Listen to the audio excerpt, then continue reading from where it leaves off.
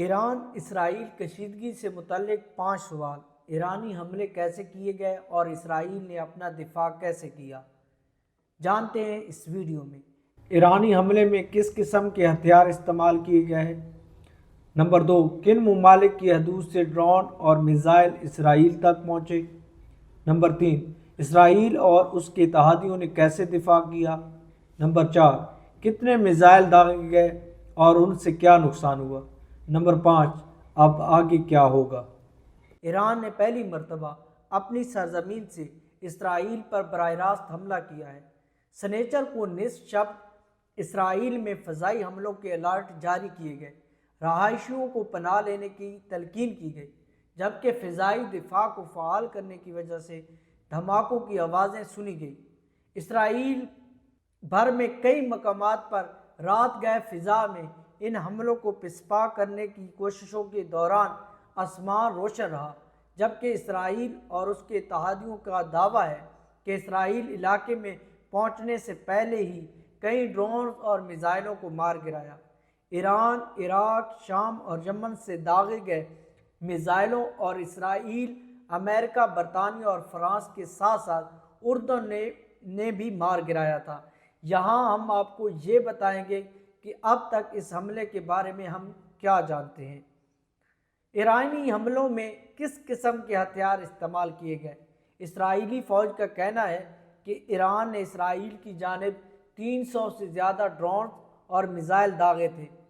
فوج کے ترجمان ریئر ایڈمرل ڈینیل ہاگری نے ٹیلی ویژن پر نشر ہونے والے ایک بیان میں کہا تھا کہ حملے میں 170 ڈرون اور 30 کروز میزائل شامل تھے، جن میں سے کوئی بھی اسرائیلی علاقے میں داخل نہیں ہوا، اور 110 بیلسٹک میزائل، جن میں سے بہت کم تعداد اسرائیل پہنچی بھی۔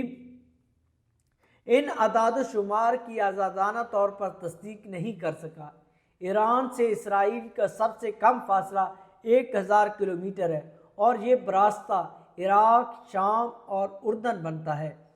کن ممالک کی حدود سے ڈرون اور میزائل اسرائیل تک پہنچے؟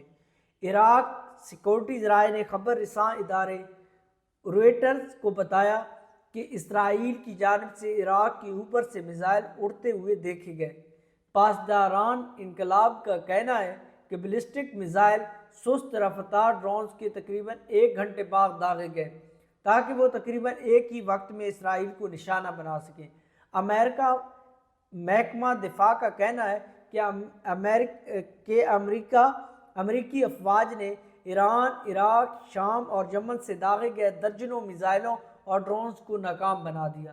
لبنان میں ایران کے حمایت یافتہ حزب اللہ گروپ نے یہ بھی کہا ہے کہ اس نے مقبوضہ گولان کے پہاڑیوں میں اسرائیلی فوجی اڈے پر 2 راکٹ داغے ہیں۔ اسرائیل اور اس کے اتحادیوں نے کیسے دفاع کیا؟ ریئر ایڈمرل ہاگری نے کہا کہ آنے والے براج کا تقریباً 99% حصہ یا تو اسرائیلی فضائی حدود کے باہر یا ملک کے اوپر ہی روکا گیا تھا۔ ان میں وہ تمام ڈرونز اور کروز میزائل شامل تھے جو فلیٹ ٹریجیکٹری کی پیروی کرتے ہیں، اور زیادہ تر بیلسٹک میزائل جو انتہائی تیز رفتاری تک پہنچنے کے لیے کشش ثقل کا استعمال کرتے ہوئے آرکنگ ٹریجیکٹری پر فائر کیے جاتے ہیں۔ امریکی صدر جو بائیڈن نے کہا ہے کہ امریکی افواج نے اتوار کے روز ایران کی جانب سے داغے گئے تقریباً تمام ڈرونز اور میزائلوں کو مار گرانے میں اسرائیل کی مدد کی۔ ایک بیان میں انہوں نے یہ بھی کہا کہ امریکہ نے اس غیر معمولی حملے سے قبل اپنے طیاروں اور جنگی جہازوں کو خطے میں منتقل کر دیا تھا۔ سیکورٹی ذرائع نے خبر رساں ادارے رویٹرز کو بتایا کہ خطے میں نامعلوم ٹھکانوں سے کارروائی کرتے ہوئے امریکہ افواج نے اردن کے سرحد کے قریب جنوبی شام میں متعدد ایرانی ڈرونز کو مار گرایا۔ برطانوی وزیر اعظم رشی سنک نے تصدیق کی ہے کہ برطانیہ کے RAF ٹائفون جیٹ طیاروں نے بھی متعدد ایرانی ڈرونز کو مار گرایا ہے۔ انہوں نے کہا ہے کہ ایرانی حملہ خطرناک اور غیر ضروری کشیدگی ہے، جس کی میں سخت الفاظ میں مذمت کرتا ہوں۔ اردن کی کابینہ کی جانب سے جاری ہونے والا ایک بیان میں کہا گیا کہ اردن، جس کا اسرائیل کے ساتھ امن معاہدہ ہے، لیکن وہ غزہ میں فلسطینی گروپ حماس کے خلاف جنگ کے طریقہ کار پر سخت تنقید کرتا رہا ہے۔ اس نے اپنے شہریوں کی حفاظت کے لیے اس کے فضائی حدود میں داخل ہونے والی پروازوں کو بھی روکا۔ اسرائیلی فوج کا کہنا ہے کہ فرانس نے فضائی حدود میں گشت کرنے میں مدد کی، لیکن یہ واضح نہیں ہے کہ آیا اس نے کسی ڈرون یا میزائل کو مار گرایا یا نہیں گرایا، کتنے میزائل داغے گئے اور ان سے کیا نقصان ہوا۔ یروشلم میں BBC کے نامہ نگاروں نے سائرن کی آواز سنی اور اسرائیل کے Iron Dome missile defence system کو کام کرتے ہوئے دیکھا، جو راکٹوں کا سراغ لگانے کے لیے ریڈار کا استعمال کرتا ہے، اور وہ ایسے میزائلوں میں فرق کر سکتا ہے جو ممکنہ طور پر اہداف کا نشانہ بنا سکتے ہیں۔ انٹرسپٹر میزائل صرف ان راکٹوں پر داغے جاتے ہیں جن سے آبادی والے علاقوں کو نشانہ بنانے کی توقع ہوتی ہے۔ ریئر ایڈمرل ہاگری نے کہا ہے کہ کچھ بیلسٹک میزائل اسرائیلی علاقے میں داخل ہوئے اور نشانہ بنائے۔ ان میں سے ایک نے جنوبی اسرائیل کے صحرائے نیگیو میں نیوٹم ایئر فورس بیس کو معمولی نقصان پہنچا۔ ریئر ایڈمرل ہاگری نے کہا کہ اڈہ اب بھی کام کر رہا ہے۔ ایران کی سرکاری خبر رساں ایجنسی ارنا کا دعویٰ ہے کہ اس حملے سے ایئر بیس کو شدید دھچکا لگا ہے۔ ایئر ایڈمرل ہاگری نے بتایا کہ چھروں سے ایک 10 سالہ بچی شدید زخمی ہو گئی ہے۔ جنوبی قصبے اردن کے قریب ایک بدو عرب برادری سے تعلق رکھنے والی لڑکی کے بارے میں بتایا گیا ہے کہ وہ اس وقت زخمی ہو گئی ہے جب ایک ایرانی ڈرون کو اوپر سے روکا گیا۔